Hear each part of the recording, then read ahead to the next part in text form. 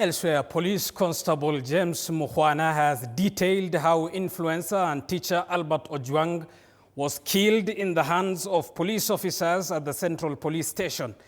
In his statement to the Independent Policing Oversight Authority that TV47 has seen, Mukhwana says he was instructed to get people who have been remanded and who could help discipline Ojwang once he was brought at the station. Mudhoni Brenda tells us more. Police Constable James Mukhwana says he reported to work at the Central Police Station at 8 a.m. and took over the cell sentry duties. Well, at his place of work, Mukhwana told IPOA that the deputy OCS told him that he had been summoned by the OCS, and on arriving at the OCS's office in the company of the deputy OCS, one identified as Mr. Nganga, the door to the office was locked. He added that when at the OCS's office, he was asked how long he had worked at the National Police Service, to which he responded, 2 years. It is at that point that Mukhwana says he was told there were instructions from the Deputy Inspector General of Police, Eliud Lagat. According to Mukhwana, he was told that there would be suspects who were to be brought at the station by 8 a.m. by officers from the Directorate of Criminal Investigations.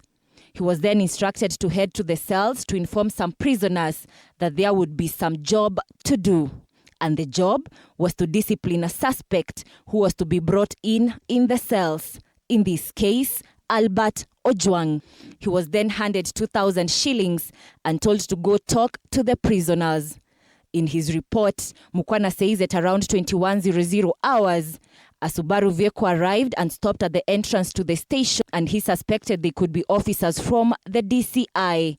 The people who alighted from the car, Mukhwana says, had a person who had been handcuffed, and they immediately asked for his name. It is at that point that he was shown the suspect, and he immediately called the deputy OCS asking the extent of the beating the suspect would receive.